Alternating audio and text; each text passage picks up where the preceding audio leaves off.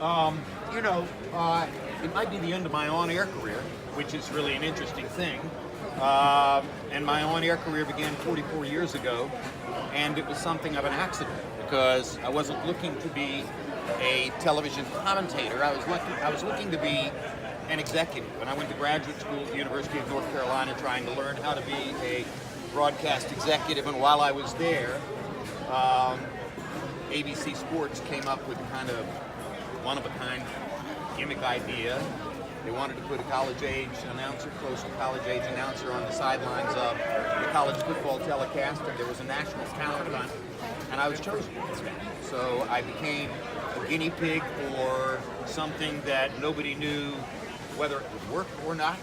And I went out and did something that had not been done before, and that ultimately led to 44 years of going from one opportunity to the next and one step to the next, putting one foot in front of the other.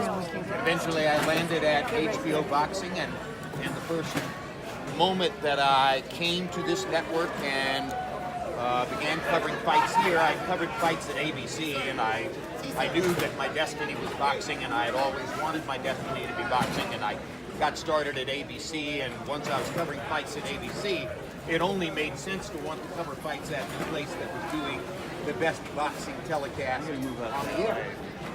And I'll never forget the first fight I did for HBO, February 26, 1988, in Tokyo, Japan, Mike Tyson against Tony Tubbs. At that moment, I had 13 years of network broadcast. I'd been to 5 Olympics.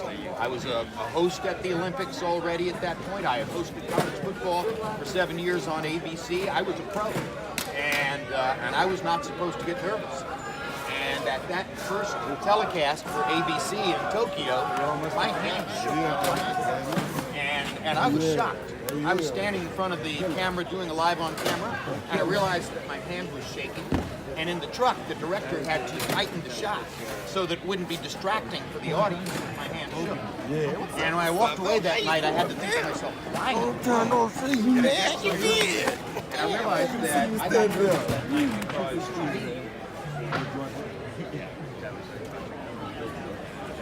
this was the whole thing.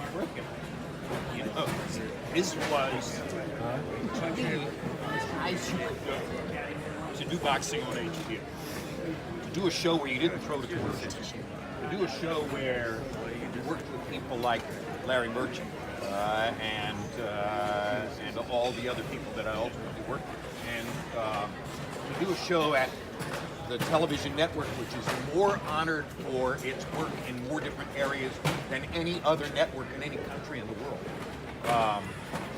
That was why my hand shook that night. And to this day, I never go on the air for HBO.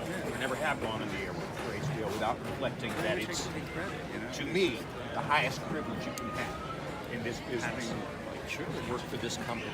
So to have been given 30 plus years of that, and to have the right to be the person who stands here and says goodbye for this particular institution is a privilege that's beyond indescribable.